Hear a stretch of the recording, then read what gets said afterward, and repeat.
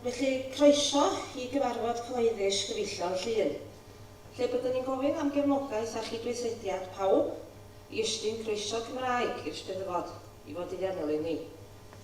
Ond yn bwysigach fyth i wneud hynny eto flwyddyn nesaf.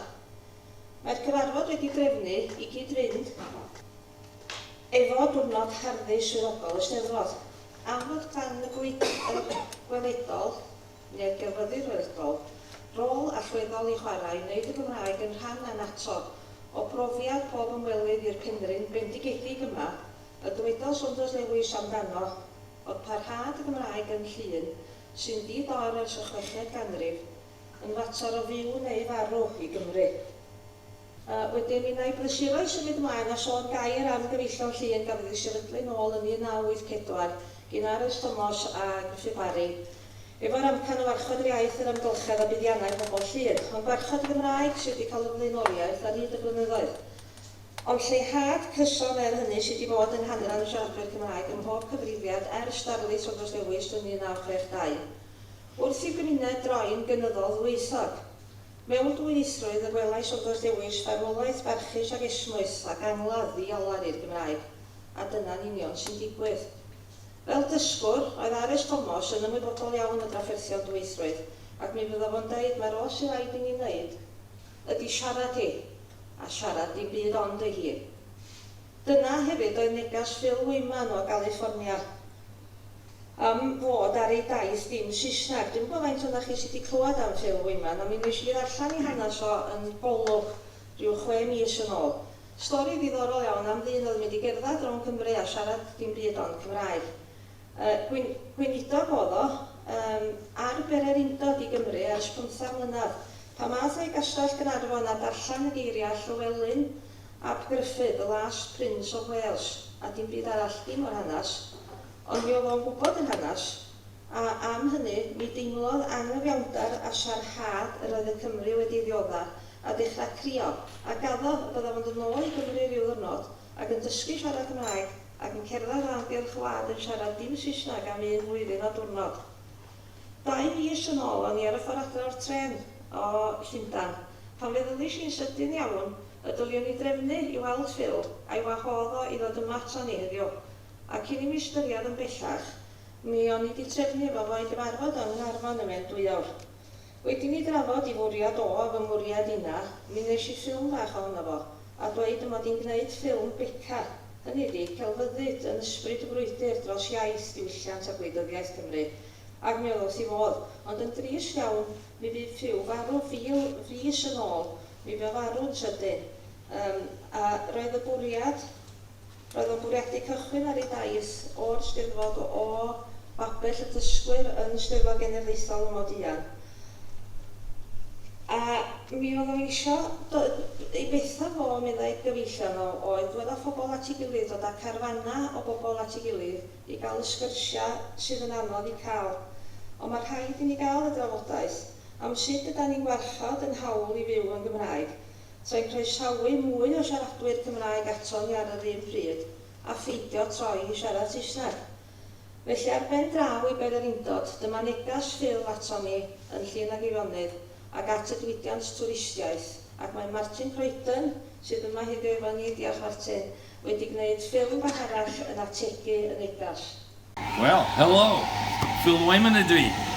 Dwi'n dod yn De California, ond byw yng Nghaernarfon rwan, ac dwi'n trio i dysgu Cymraeg, achos dwi isio cerdded dros glad ac yn siarad yn iaith yn Gymraeg. Ac weithiau, pan o'n i'n trio i dysgu, pobl arall isio siarad Saesneg a fi. Ond os ti'n newid i siarad yn Saesneg, dydy ddim helpu fi neu unrhyw beth arall sy'n dysgu Cymraeg i dysgu. Felly, please, dim Saesneg i mi. Helo, Martyn dwi, a dwi yma yn siarad Cymraeg efo chi heddiw. Diolch i'r rhai na ddal ati i siarad Cymraeg efo fi pan nes i ddechrau dysgu'r iaith rhyw 15 mlynedd yn ôl. Erbyn hyn, dwi'n cael y fraint o weithio fel tiwtor Cymraeg a rhannu'r iaith efo pobl eraill. Ac mae neges nhw heddiw yr un ac oedd y neges I pan nes I ddechrau dysgu. Please peidiwch â throi I Saesneg efo siaradwyr Cymraeg newydd. Please helpwch siaradwyr newydd fel fi gan siarad Cymraeg efo ni bob amser. Mi fasen ni'n licio siarad Cymraeg, please. Peidiwch â siarad Saesneg efo fi, please. Dwi isio ymarfer siarad Cymraeg. Please siaradwch Cymraeg efo fi, ond defnyddiwch geiriau syml os gwelwch yn dda. Please siaradwch Cymraeg efo ni. Please peidiwch â siarad Saesneg efo fi. Dwi eisiau ymarfer fy Cymraeg. Dwi eisiau siarad Cymraeg efo chi, ond weithiau dwi angen tipyn bach amser I feddwl. Diolch. Da ni'n trio dysgu, felly please siaradwch Cymraeg a dim Saesneg efo ni. Please daliwch ati I siarad Cymraeg efo ni.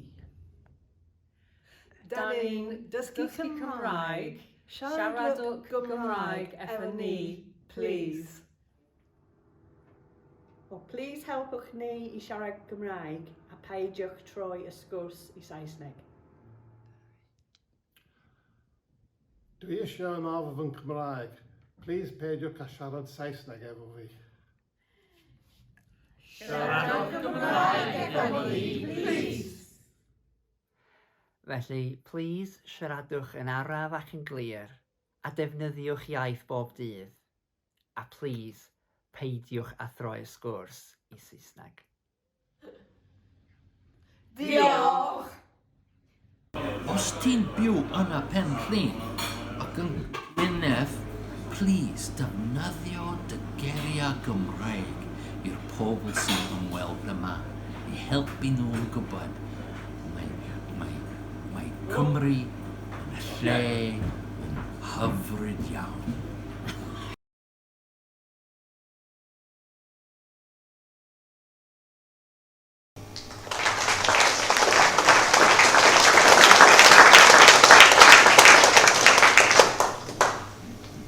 A dyna fo negas ffilm, a bob tro dwi'n gwybod am dweud ti, dwi'n mwynhau gwrando ni hi fwy a mwy. A dwi'n meddwl bod o'n, do'n i'm yn siŵr I ddechrau pan glywys I bod o di marw yn sydyn. Do'n i'm yn siŵr dylion ni, ond os gen i'n amheuaeth rwan, na os gen i'n ddyletswydd I rannu negas o mor eang ag ymedrai, fod gymaint o bobl ag ymedrai. A mae negas y ffilm yna yn berffaith glir, a diolch yn fawr iawn I Tom Martyn am fod wedi cael y dysgwyr I roi y negas I ni. A felly, mwyn I ni dyfu'n genedl o bobl dwyieithog gyfartal, mae rhaid I ni wrando ar y negas glir iawn yma gyn ffilm a siaradwyr newydd, a sicrhau mwy o gyfleon uniaith Gymraeg mwyn croesawu miliwn o siaradwyr Cymraeg newydd I sefyll efo ni yn y bwlch erbyn y flwyddyn 2050. A dyna, mae'r ddau siaradwr nesaf wedi wneud a diolch yn fawr iawn I chi am roed eich amser hefyd I ddod yma ato ni. Wrth agor caffi uniaith Gymraeg yn anilog, sydd wedi bod fel chwa o awyr iach a deud y gwir yn Bryn Llŷn, ond sydd hefyd wedi gwneud I ni feddwl ag ystyried pa bryd yn union yn ystod yr hanner can mlynedd dwytha, yr eithon ni o wneud bob dim naturiol uniaith Gymraeg heb feddwl am peth. I feddwl bod rhaid I bob dim digwydd yn ddwyieithog. Anna a Bryn, diolch yn fawr iawn I chi.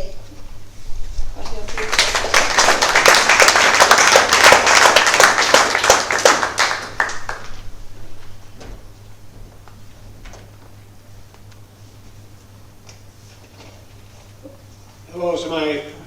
Dwi'n yn siŵr iawn beth da ni'n da yma. Dwi'n bobl ddwad ydda ni. Ni sleifio yma'n ganol Gia.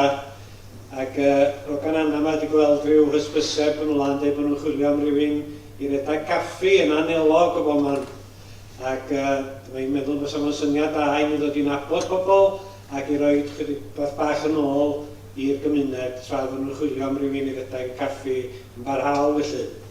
Felly caffi siop plas oedden ni yn anelog ac fel o Leryn dweud, doeddan ni ddim yn chwilio am ryw fath o USP, unique selling point, oedd o'n rhywbeth hollol naturiol i ni bod ni'n mynd i wneud popeth yn Gymraeg felly.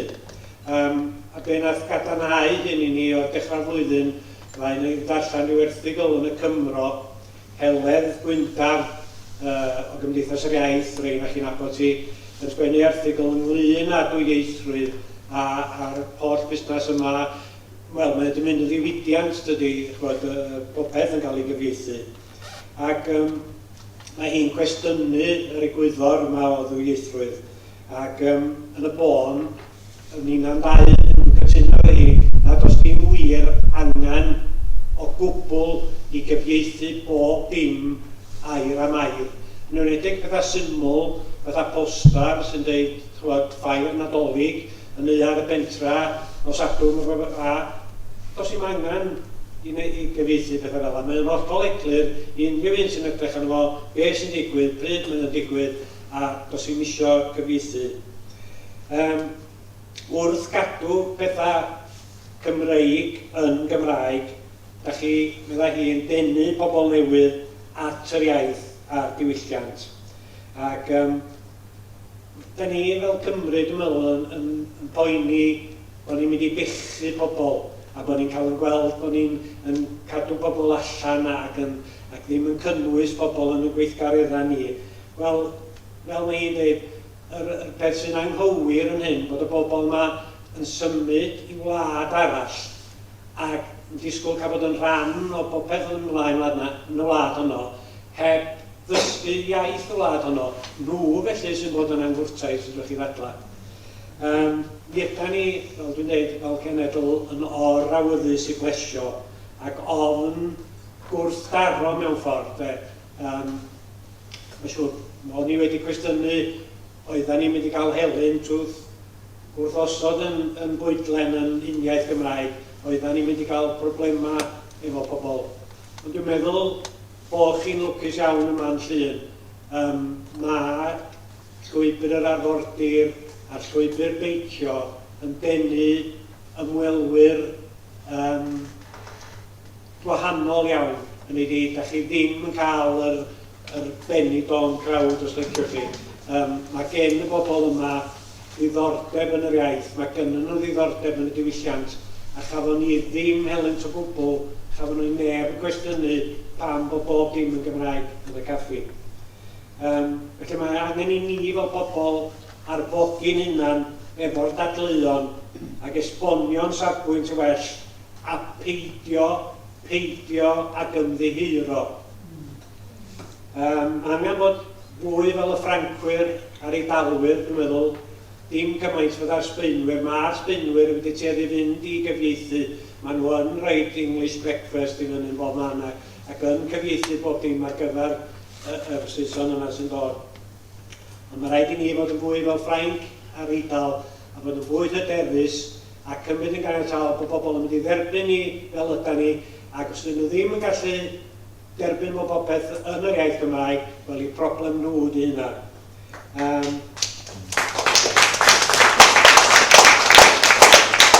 Dyna fo yn y bon, bod ni ddim yn newid iaith nag yn cyfieithu mwyn plesio yr ymwelwyr. Y peth ymyrreddol da wedi yn dewis wneud o ran yr iaith yn y caffi oedd yn cyfres y pethau syml wedi dweud y gwir. Yn gyntaf, da ni'n dewis gosod arwyddion ar ochr y lôn ac yn y ffenast yn nodi yn y Gymraeg yn unig ein bod ar agor ac amseroedd agor y caffi. Felly, cyn i bobl gerdded i fewn, oeddynt yn ymwybodol na busnes Cymreig oedd yna. Bysa'r rhwydd hyn sydd yn nhw unau ymarfer i Cymraeg, dysgu geiriau newydd neu mwynhau bwyd yn yr adeilad. Bysa ni'n cyfarch pawb yn y Gymraeg cyn rhoi bwydlan Cymraeg o'i blaenau i'r darllen. Cafwyd ymateb positif a sylwn i fod y dysgwyr yn mwynhau ymarfer i sgiliau iaith. Ymwelwyr eraill yn ceisio dyfalu ystyr y geiriau. Rhai yn defnyddio cyfieithiad Google a rhai eisiau cyfieithiad gamu. Ie, dwi'n meddwl beth ysgyniodd beidio bandwn iddyn nhw. Cyflwyno yr fwydlen A wedyn, oherwydd bod chi'n rhoi yr amser yna iddyn nhw i fynd i drafod i'r gyfieithu fo iddyn nhw, oedden nhw'n mynd gwerthfawrogi ffaith bod chi'n rhoi yr amser a'r sylw hwnna iddyn nhw. A wedyn, weithiau, chwod, ydych chi'n meddwl, beth iawn di betis yn Saesneg, beth di panas yn Saesneg. Ac trwy bod nhw'n gweld ni yn brwydro i gyfieithu iddyn nhw ac i gofio y geiriau yn eu iaith nhw, oedden nhw'n sylweddoli, ia wrth gwrs mae'r bobl yma wan yn gorfod defnyddio ail iaith i drio cyfathrebu nhw'n ei lle. Felly oedden nhw'n werthfawrogol iawn o'r amser yna ddech chi'n gymryd i gyfieithu iddyn nhw. Ac erbyn i chi fynd yn ôl at y bwrdd i gymryd yr ordor, nhw wedi bod ar ei ffona glyfar a wedi ffendio rhywbeth ac yn meddwl bod nhw'n glyfar ofnadwy yn dweud diolch neu a na laf y sydd oren o'r y sydd afl. A jyst pethau bach yma, ac oedden nhw'n gwerthfawrogi wedyn ac oedden nhw ddiddordeb yn y Gymraeg ac oedd y plant wedyn wedi mynd ar ei ffona wedi dysgu chydig o eiriau eisiau dangos eu hunan erbyn chi gyrraedd yn ôl. Felly jyst pethau bach syml fel ydy, sori. Yn sicr ar ran fi, ges i sioc ar yr ochr ora o ran y nifer wedi mynd ati i ddysgu'r iaith. Ac yn aml, bobl anisgwyl o ran i gweld, dwi'n siarad Cymraeg, ond i ddysgu Cymraeg yn mi oedd ar nhw. Does dim angen i fusnesau mynd i gost ychwanegol i gyfieithu bob dim. Ond profiad ni sylwem bod bobl yn mwynhau y sialens o ddefnyddio iaith newydd ac roedd yn atyniad ychwanegol o ran y busnes. Roeddwn ni hefyd yn rhoi gwybodaeth am y caffi ar y cyfryngau cymdeithasol yn Gymraeg yn unig. Eto, dim cwynion ac ymateb cadarnhaol. Mae cresh parcia yn Gaernarfon, busnes efo 60 o blant sy'n cyflogi staff Cymraeg ei iaith. Nawr yn argraffu i dogfennau mynydiad i'r plant yn uniaith Gymraeg ac yn ei cyfieithu i'r rhieni os oes angen yn unig. Rhai o gyfieithu a mwy am ymfalchio yn yr iaith ydy'r ffordd ymlaen. Rhywbeth mae'r Gwyddelod hefyd yn cael hwyl arni yn ddiweddar. Diolch yn fawr.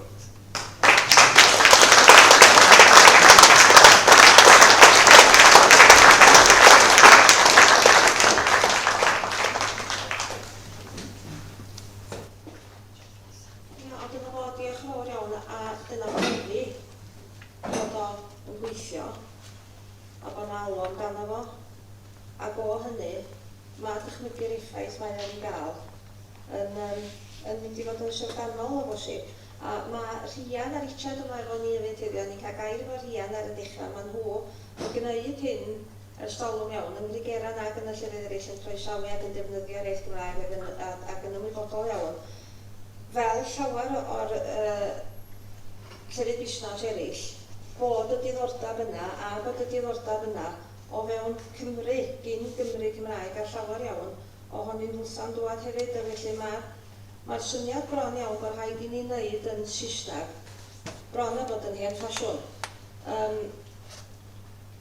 Ond hefyd mae darparu ar ei cyfar nhw a dod yn ôl i'r cwestiwn yma o ydan ni'n croesawu pobl a sut ydan ni'n gwneud hynny heb droi yn cael ei brofi gyn Anna Bryn.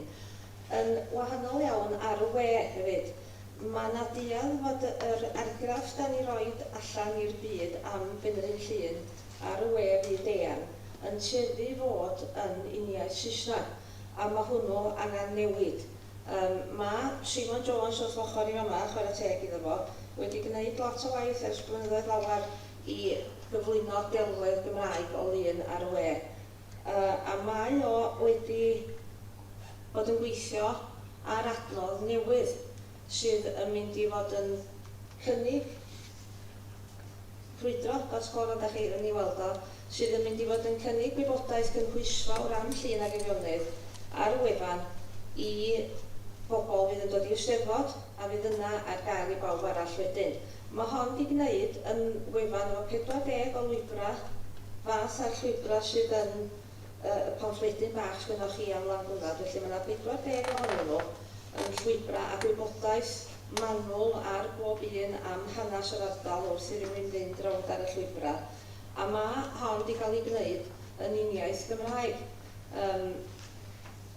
A dyma ni eto yn yr un sgwrs, sut wedyn ydyn ni yn cynnal ac yn cadw'n pesa'n uniaith Gymraeg mwyn trosglwyddo'r wybodaeth honno. Ond ar y wefan yma mae'r ateb yn syml iawn, ac ar y we erbyn rwan mae'r ateb yn syml iawn.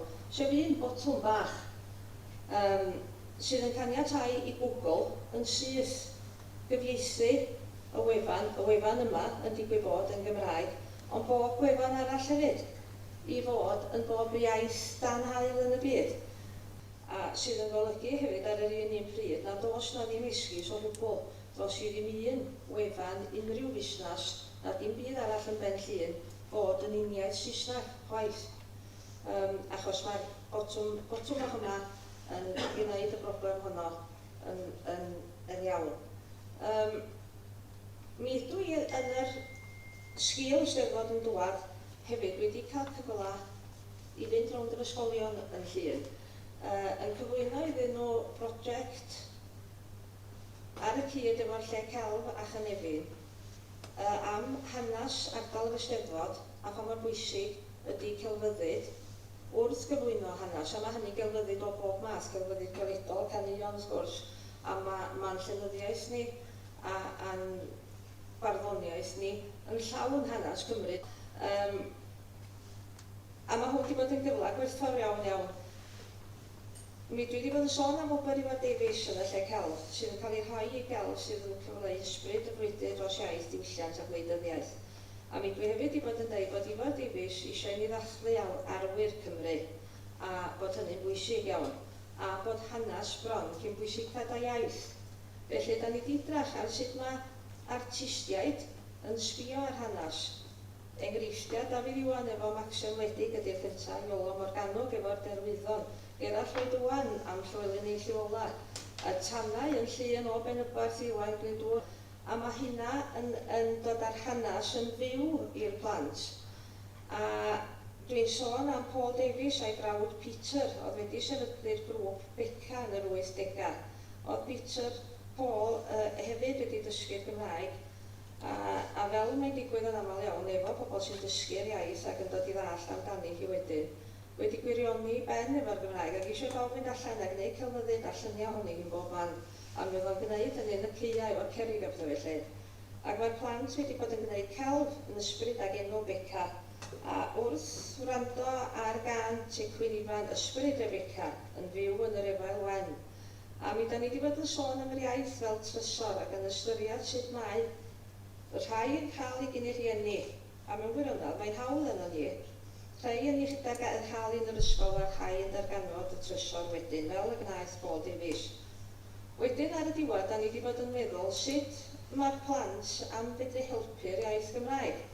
Yn ysgol Abererch, mi wnaethon nhw benderfynu bod nhw eisiau i bawb ddysgu deud diolch a chroeso. Felly, mi ddechreuon ni ffilm arall yn gofyn i bawb ymuno efo plant ysgol Abererch i ddeud diolch a chroeso i arwyr y Gymraeg. A mae ysgol Nefyn, Pentracha, Llangybi, Bwtwnog, Tudwylio, Gedar a Reif wedi ymuno efo nhw. Ac yn yr wsos dwytha, mae plant ysgol Abererch wedi mynd ar ymgyrch yn bellach, a maen nhw wedi cysylltu efo Aunty Jo. Mae Aunty Jo yn ymweld â'r ysgol Abererch yn aml a cyswllt cymunedol siop pasta di hir. A maen nhw wedi gofyn am ei helpu i ddysgu deud diolch a chroeso. A maen nhw wedi gwneud arwyddion bach. A mae Aunty Jo wedi dweud bod ti am helpu. A mae'r plant am fod yn mynd i ymweld ag asta efo'i harwyddion wsos nesaf. Croeso i ysgol Abererch. Da ni eisiau dysgu pawb i dweud diolch a croeso. Da ni'n ffrindiau i'r Gymraeg. Helo, fe yna fe di Tedi. Mae nain fi o Lloegr, mae daw dysgu Cymraeg. Croeso i'r Eisteddfod yn Bodleian. Ymunwch efo ni i ddiolch i'r arwyr Gymraeg. Diolch Dafydd Iwan am y gan. Weitha pawb a phopeth. Weitha pawb a phopeth, da ni yma o hyd. Croeso i'r ysgol Cymru ydy'n cartre Diolch Phil am y neges bwysig. Dim siarad Saesneg. Plis! Diolch i Owain Glyndŵr. Diolch Myrddin am fod yn archdderwydd. A bob un dim. A oes heddwch? Heddwch! Diolch Dewi Pws am nid y jocs. Diolch Nico Williams. Diolch tîm Pêl-droed Cymru. Diolch i'r tri. Diolch am ei Iwan am roi Cymru ar y map. Da ni yma o hyd. Gweitha pawb a phopeth. Gweitha pawb a phopeth. Gweitha pawb a phopeth. Da ni yma o hyd. Da ni'n gwneud celf Beca. Diolch i Bob Davies. Diolch Peter Davies. Da ni'n gwneud celf Beca. Diolch Llion a Bryn Fôn. Fy hoff rhaglen teledu yw Midfield.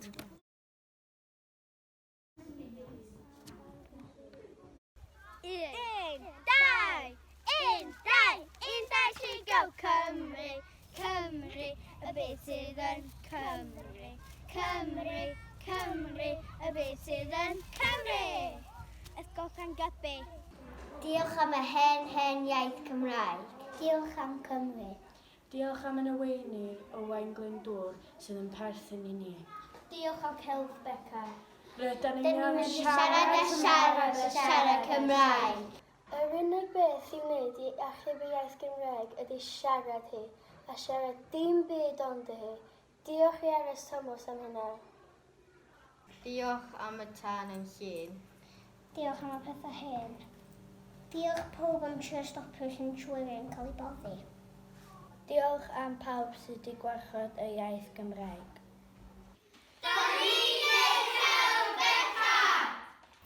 Diolch i Myrgyod am sgwennu tecwn i tractor. Tecwn BB. Enw fi di Eve a dwi'n Cymraeg tu fewn a tu allan. Diolch i'r mudiadau iaith. A oes heddwch? Heddwch! Cymru ydy cartref yr iaith Gymraeg. Y iaith Gymraeg yw'r trysor mwyaf gwerthfawr yn y byd.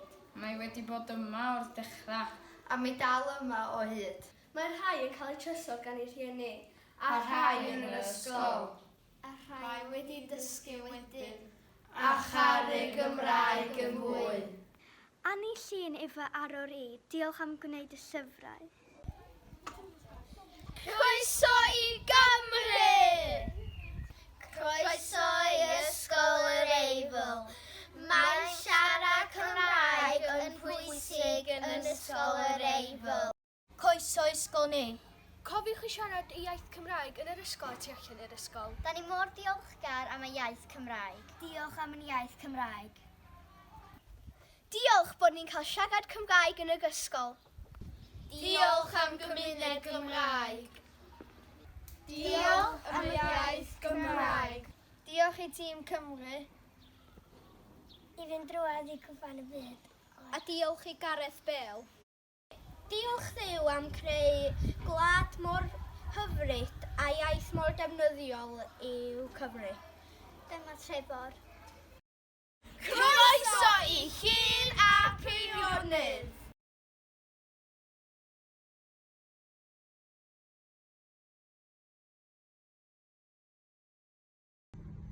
Hi, Joe dwi. Mae plant ysgol Aberreg wedi gofyn i ni yn Asda Betheli helpu i hwbu'r Gymraeg, o cos dwi'n hapus i helpu. Bydd i plant yn gwneud cardiau a poster, sbio? Da iawn, diolch o fawr.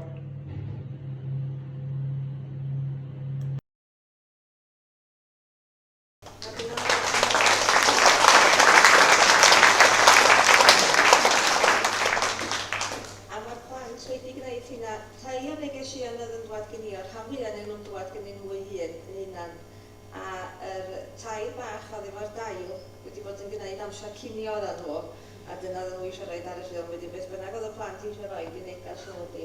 A dwi'n meddwl bod y ffaith bod y ymgyrch yma wedi dechrau gyn y genhedlaeth yma yn yr ysgolion i hunan i fynd i asta i ddysgu pobl i ddeud diolch yn werth chweil, a gobeithio bod ni gyd fynd yno fe bob yn deud diolch yn ôl wrtha ni neu groeso.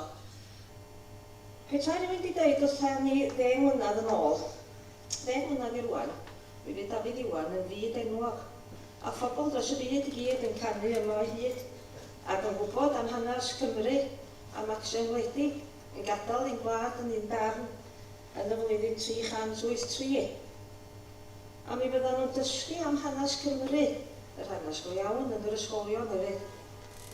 Mi fydd rhai o ser yn lwca Hollywood wedi gwylio rowni ar y Gymraeg ac yn ei dysgu hi, ac yn ei hyrwyddo hi, drwy ddarlledu S4C ar sianel deledu yn America. Mi fydd na bandemig wedi bod, ond yn ystod y cyfnodau clo, mi fydd mwy o bobl wedi bod yn dysgu'r iaith Gymraeg na'r un iaith arall yn y byd. Mi fydd mwy o bobl Cymru'n cefnogi annibyniaeth nag erioed o'r blaen, a mi fydd yr Eisteddfod Genedlaethol yn dod i fod eang o bob man. Pwy ar wynaf y ddaear ys wedi credu'r ffasiwn bethau anhygoel. Ond yna lle da ni, felly pa amser gwell i sefydlu cyrchfan wyliau Gymraeg ym Myrddin Llŷn, a defnyddio ymwyliad yr Eisteddfod fel y cam cyntaf tuag at twristiaeth gynaladwy Gymraeg. Fydd yn cael effaith gadarnhaol ar y iaith yn y dyfodol. Gai felly gyflwyno siaradwr bad cyntaf, Myrddin Ap Dafydd yr archferwydd ei hun, a diolch fawr iawn iddo fo am roed i amser i ddod yma ato ni. Dwi'n meddwl bod Myrddin yn un o'r dynion prysura a mwyaf diwyd y gwn i amdano fo, yn gyhoeddwr, yn fardd, yn gyfarwyddwr ar sawl cwmni, ond ei brysurdeb i gyd, mae o hefyd yn gymwynaswr dibynadwy ac yn barod i roi gair o gyngor, a hwnnw'n gyngor does bob amser. Mae o hefyd, dwi'n meddwl, wedi llwyddo i fod yn archdderwydd am amser lot hirach na'r un o'r lleill, felly llongyfarchiadau mawr am hynny hefyd, Myrddin. Felly rowch groeso cynnas o'r gwelwch dda i Myrddin Ap Dafydd.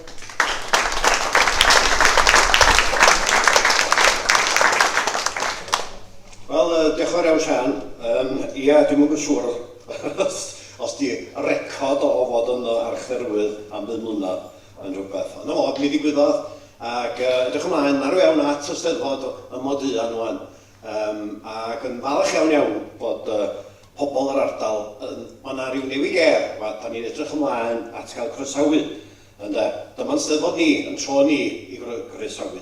O rwan ta, bob blwyddyn, ac yn rhinfad y swydd yma, dwi wedi cael mwy o gyfle i wneud hyn, sef cyfarfod bobl o wledydd eraill sy'n dod i'r Steddfod Genedlaethol. A maen nhw yn sicr, pob un o'n nhw yn dotio at y Steddfod. Maen nhw'n dweud fysa na ddim posib cael dim byd tebyg i'r Steddfod Genedlaethol yn ei gwlad eu hunan. Pobl o'r Almaen, o'r Eidal, o Philadelphia, Celtiaid wrth gwrs, bob gwlad Geltaidd yn dod, a maen nhw yn rhyfeddu. Yr hyn sydd yn ogystal â'r rheol iaith a'r ffaith bod nhw yn cael eu trochi yn y Gymraeg am wythnos, dydy hynny'n poeni dim arnyn nhw. Maen nhw yn mwynhau gweld y Cymru yn dathlu ac yn defnyddio'r iaith Gymraeg ym mhob agwedd ar y Steddfod ac ar y fywyd, ac yn rhyfeddu o pawb fel sa'n nhw'n nabod i gilydd ac yn cyfarfod i gilydd gyda gwen. Ydy pawb sy'n siarad Cymraeg yn nabod i gilydd, dyna'r math o gwestiynau da ni'n gael yna, ac mae hynny'n creu rhyw awyrgylch arbennig iawn. Ond be maen nhw'n rhyfeddu ato fo yn ogystal ydy bod pob maes sydd yn perthyn i'r genedl yn dod at ei gilydd. Celfyddydau i gyd efo'i gilydd. O'r ochr wleidyddol, pob plaid wleidyddol, pob cymdeithas i gyd yn dod i'r un maes. Dydy hynny ddim yn digwydd yn ei gwledydd nhw.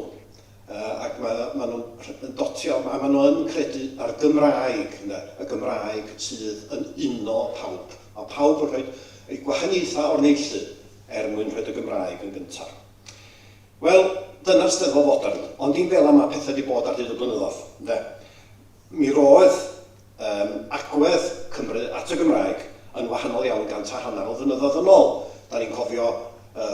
Felloedd Hywel Teifi I lyfrau fo yn dadansoddi y teimlad yna, brad y llyfrau gleision yn cyhoeddi bod y Cymru a phlant Cymru yn anwybodus ac hyd yn oed yn anfoesol am ei bod nhw'n siarad Cymraeg.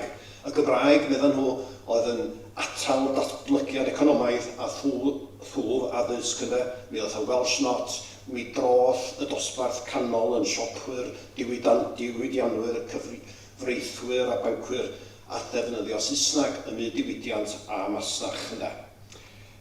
Bod y Steddfod bryd hynny yn denu torfeydd anferth a'r pafiliwn, wrth gwrs, yn dal 20,000 a mwy weithiau, mi roedd rhan fawr o'r digwyddiadau yn digwydd yn Saesneg.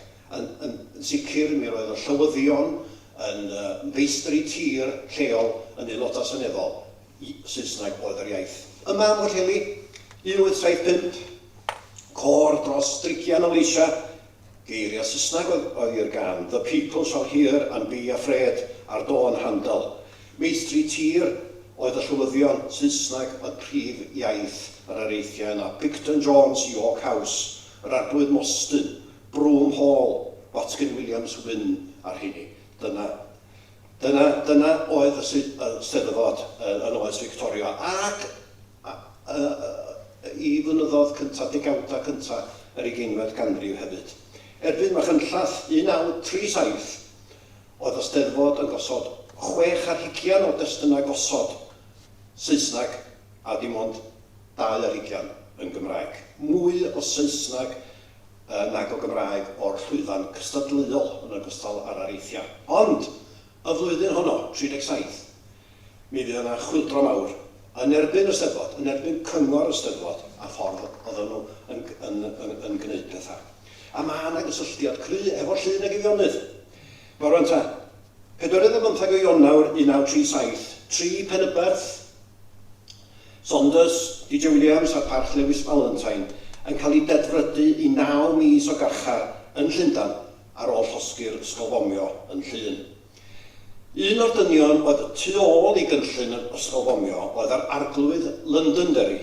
Fo oedd ysgrifennydd lluodd awyr y Llywodraeth ac wedi ymgyrchu yn daer iawn am ysgolfomio yn Llŷn a dros yr hawl gan awrein a Prydain I fomio trefi o'r awyr. Fo hefyd oedd perchenog y plas y Machynllath ac ar dir y plas roedd Steddfod Genedlaethol Machynllath 37 i'w chynnal. Dyma'r cyngor y Steddfod yn yr un mis a pan garcharwyd y tri yma. Dyma'r cyngor y Steddfod yn cyhoeddi mae llywydd y Steddfod ym Machynllath fydda Lord Londonderry. Mi fydda fo yn anerch o'r llwyfan yn Saesneg ar adag pan sa 3 tân yn Llŷn dal yng ngharchar. Mi fydd o'na wrth ryfal, da dweud hynny. Cyn diwedd Ionawr, roedd yr athro W.J. Griffith a Iorwerth Pete wedi ymddiswyddo o fwrdd beirniad y Steddfod, protestio yn erbyn Londonderry, ac mi ddilynwyd I siampl nhw gan lu o feirniad eraill. A dod dim posib cynnal Steddfod hefo'r beirniad ar streic nag oedd. A mi nath cyngor Steddfod dro pedol a penderfynu nad oedd Lord Londonderry yn y diwedd am gael bod yn llywydd. Ond mi nath y protestwyr fynd yn ei blaen a dweud, da ni'n mynd gam ymellach. Mae cyhoeddi bod pob cystadleuaeth ac araith Saesneg yn prysuro tranc y Gymraeg. Bod angen cyfansoddiad newydd ar y Steddfod. Ac erbyn Ebrill 37, mi gyflwynwyd cyfansoddiad newydd i'r cyngor, a mi dderbynwyd hwnna do gen nhw'n dewis. A ffensaer a phrif hyrwyddo'r yr egwyddor Gymraeg oedd y bardd o Mhwllheli cynnan. A fo welodd y cyfla a gwneud y cam eithriadol bwysig yna, a mi dynnodd o Lloyd George I fewn fel cefnogwr brwd hefyd. Felly dyna gyfraniad mawr Llŷn ag Eifionydd i'r Steddfod Genedlaethol, cyflwyno'r egwyddor Gymraeg yn ôl yn 37.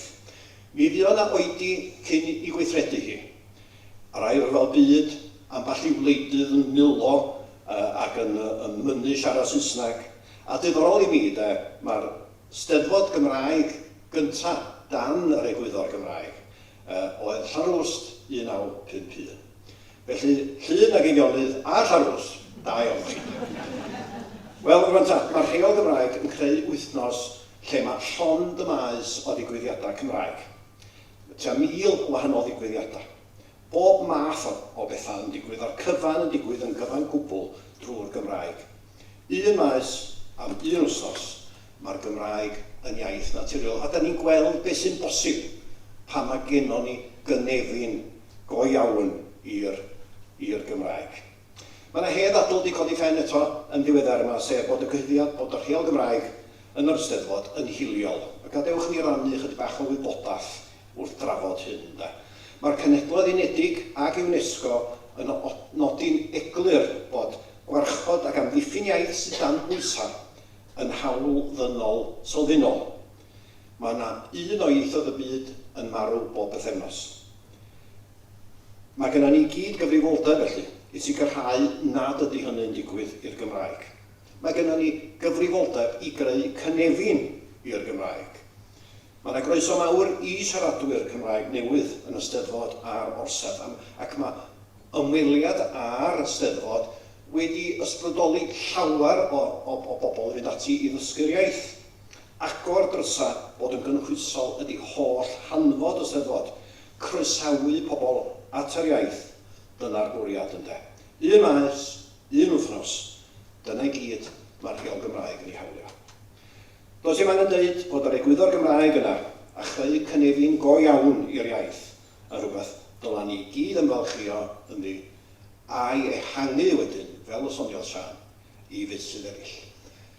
Felly, diolch i chi am ddod i'r cyfarfod yma a phob dymuniad da i'r achos. Diolch yn fawr.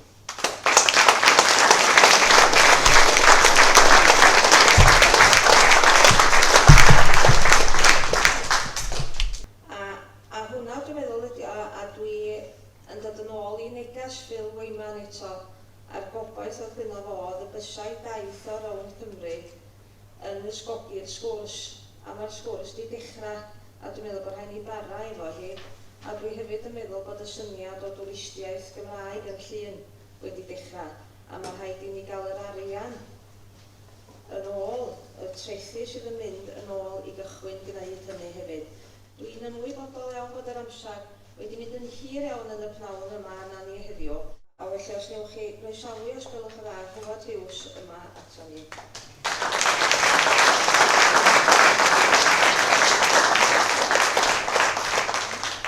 Diolch yn fawr chi am eich cadw chi'n hir.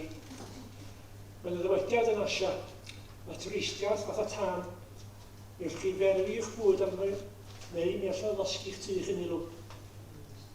Tydi twristiaeth yn ei hun ddim yn ddrwg. Daw yn ddrwg pan nad yw'n gweithio ar gyfer y gymuned sy'n derbyn yr ymwelydd. Daw yn ddrwg pan yn golygu na all pobl fforddio prynu na rhentu cartref yn y cynefin, pan nad ysdi gyda swyddi cyflog da, dibynadwy i gadw pobl ifanc yma, a phan o iaith ystyd ar siop yn newid o Gymraeg i Saesneg. Dyna pan mae'r ardaloedd yng Nghymru lle mae twristiaeth yn gref yn ardaloedd sydd wedi colli Cymraeg, neu ar fin ei cholli. A mi ddangoswyd hynny mewn erthigol academaidd a gyhoeddwyd 67 flynyddoedd ôl, 1956. Tydi hyn ddim yn anochel. Mae'r sôn yma heddiw am bosibiliadau sefydlu Llŷn ag Eifionydd yn gyrchfan twristiaeth Gymraeg yn galonogol. Mae'r wefan crwydro.co.uk yn cyflwyno'r hanes a'r diwylliant lleol, ac mae angen cyflwyno mwy o hanes yr iaith a'r genedl Gymraeg ar y we yn fyd-eang ac yn amlieithog. Mae'n gyfle i ddenu ymwelwyr o ran eraill y Gymru, ac i ddarparu profiadau Cymraeg ar eu cyfar, ddarparu gwefannau Cymraeg, taflenni Cymraeg, ysbysebion Cymraeg, bwydlenni Cymraeg. Dewch i'r sawl sydd yn dyma'r wyliad o Gymru neu o unrhyw le arall ddeall ar unwaith i fod o ddeud i wedi cyrraedd ardal Gymraeg sy'n falch o Cymreigtod, sy'n benderfynol aros yn Gymraeg a sy'n ymwneud i rannu'r dyfodolaeth honno efo'r ymwelwyr. Mae mor elwa'r twristiaeth, ond rhaid cadw'r elw yn lleol a'i gylch droi yn yr economi leol. Ac mae'n ymgyrchu sicrhau bod cynnal o'r trethi sy'n dod o'r twristiaeth yn cael ei ddefnyddio i hyrwyddo. Gallai twristiaeth Gymraeg fod y gymorth i gynnal y Gymraeg a'i hybu hi, ond rhaid i fi fod yn twristiaeth gyfrifol. Rhaid i bawb ond sydd ar rhan mewn twristiaeth yn gynghorwyr, yn ymgynghorwyr, yn datblygwyr, yn berchnogion busnesau, rhaid ni wybod beth yw effaith twristiaeth arnom, a bod yn gyfrifol am hynny sy'n digwydd o ganlyniad iddi. Allwn ni ddim disgwyl yn cyfrifoldeb ni ddod i ben o'r eiliad yma'r ymwelydd yn rhoi bres ni ac yn mynd. Gyfeillion, mae'n lawer sôn am twristiaeth gynaliadwy a twristiaeth gymunedol. Ond sôn gwag ydy hynny, ond i bai bod yn twristiaeth gyfrifol hefyd. Pwy? Pa ardal sydd yn frenaru efo twristiaeth gyfrifol? Trwy arddel cyfrifoldeb. Pa ardal well i arwydd y ffordd drwy sefydlu cyrchau wyliau Gymraeg na'r Llŷn ac Eifionydd. Diolch yn fawr i chi.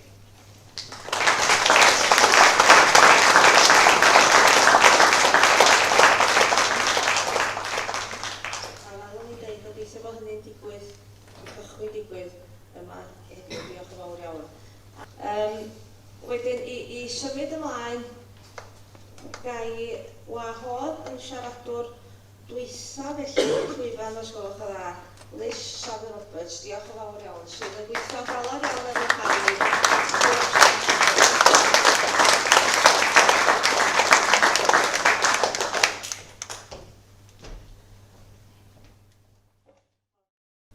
Diolch i bawb da ni wedi clywed. Mae i rywun sydd wedi bod yn dilyn yr hanes dros yr ychydig wythnosau diwetha a fyna yn yn rôl fel hyrwyddo'r Eisteddfod. Mae wedi bod yn neud i fi feddwl am y reoliaeth ac am y fath o groeso. A pwy dyn ni'n croeso a sut dyn ni'n croesawu. A gallu nid cwestiynu yn ein hunan, ond dwi'n meddwl bod o'n werth i ni weithiau fod yn meddwl pam dyn ni'n neud hyn, be di'r egwyddorion, sut dyn ni'n plethu yr hanes i hyn, a sut dyn ni'n plethu ein dyfodol i hyn. Mi oedd yr hyn oedd Myrddin yn ei ddeud, dwi'n meddwl yn atgoffa ni o rym hanes. Maen nhw'n dweud, os chi'n cymharu y ffod o'n un trin o thrafod yn hanes ni yng Nghymru gyda Werddon, mae'r gwahaniaeth yn drawiadol.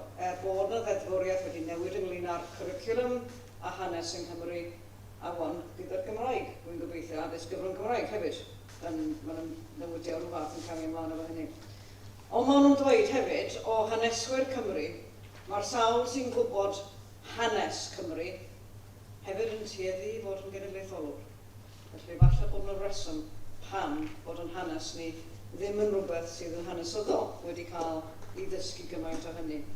A mi oedd gwybod am Lord Londonderry yn yn atgoffa fi wrth gwrs am sut dyn ni'n cael defnyddio yr ychydig o Gymraeg tokenistaidd dyn ni'n cael defnyddio yn San Steffan.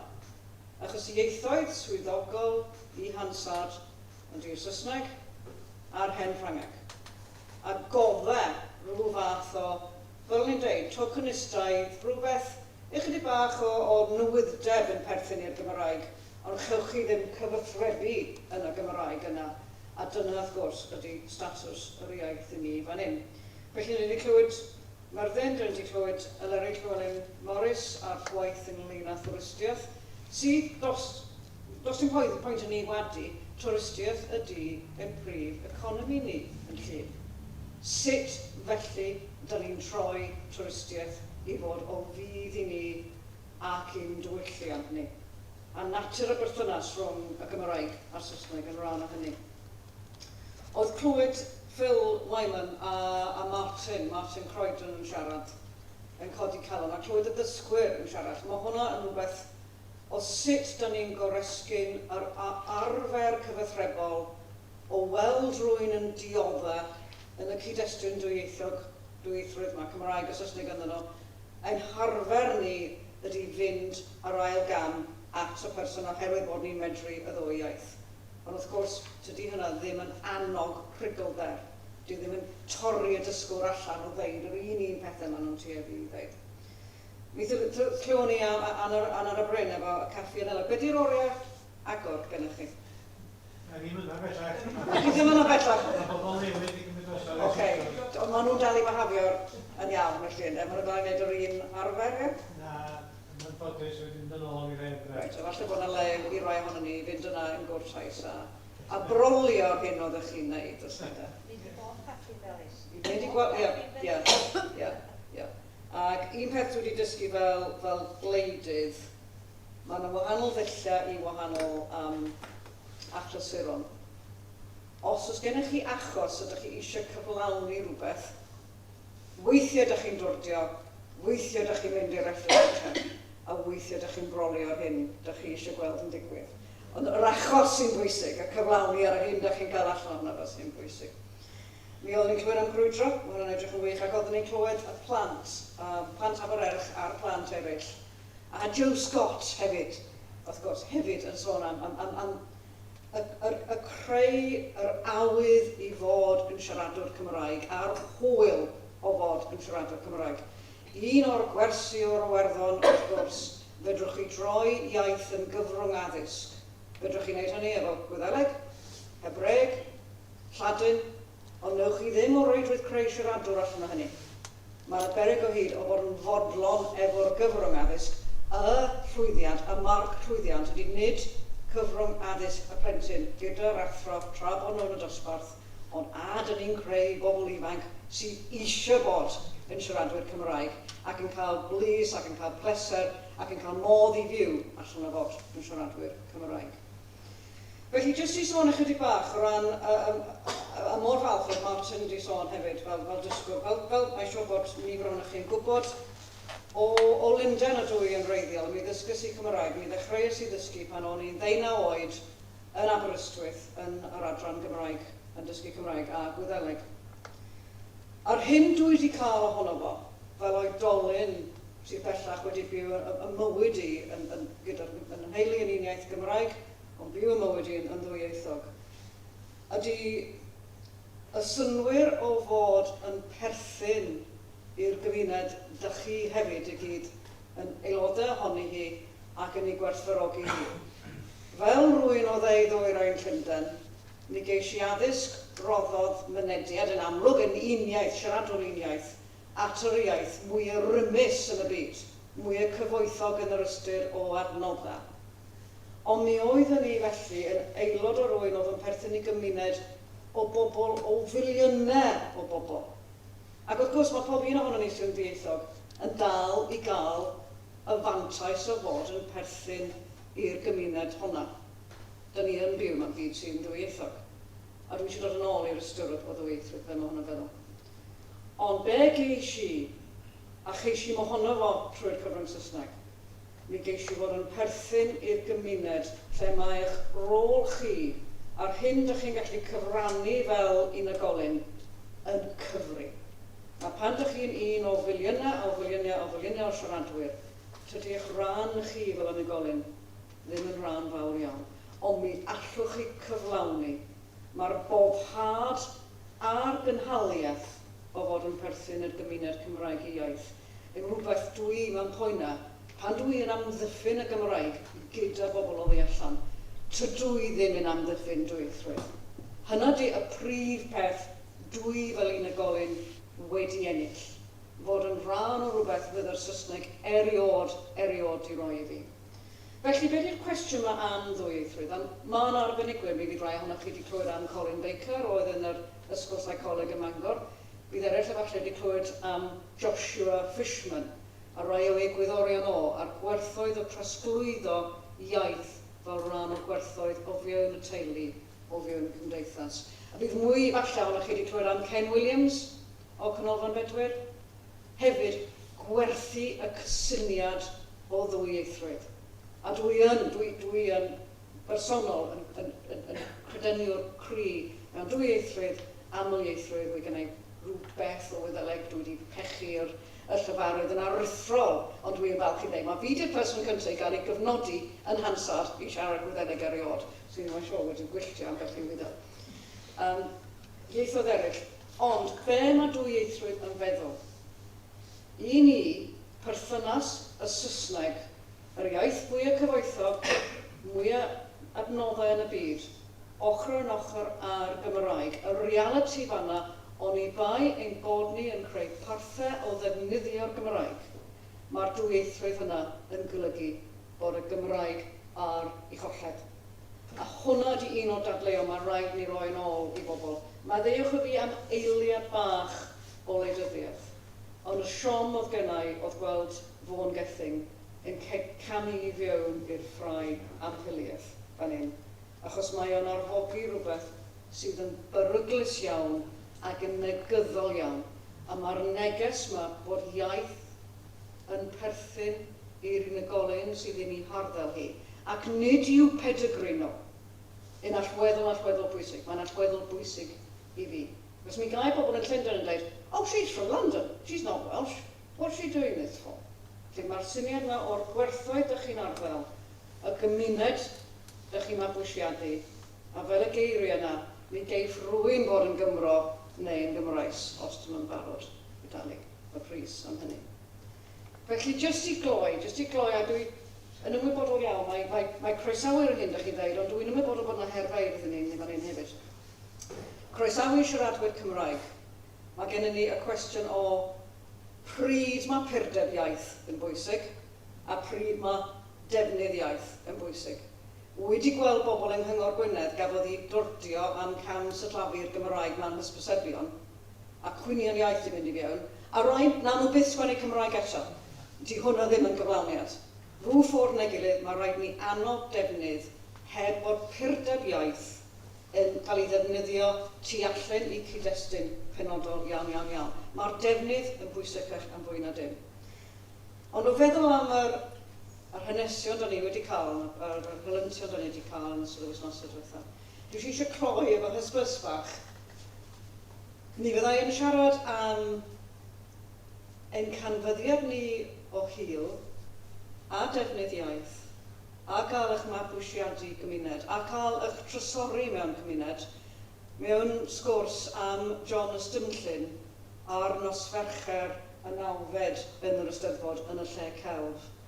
Achos dwi'n meddwl fanna, falle, yn yr Eisteddfod, fedrwn ni edrych ar sut dyn ni'n cyfleu'n hunan i'r byd, sut dyn ni eisiau gweld y byd yn ymgweld ni, a'r perthynas cymleth na rhwng hil a iaith ac hunaniaeth yr unigolyn, a sut dyn ni'n trysori hynny gyd, a sut ar ben hynny dyn ni'n creu unigolion sydd eisiau defnyddio'r Gymraeg i'r dyfodol, gyda'r dyfodol llywachus. Dyn ni gyd yn gwybod bod Cyfeillion Llŷn wedi bod yn gweithio tuag at y dyfodol. Felly, diolch yn fawr iawn i chi.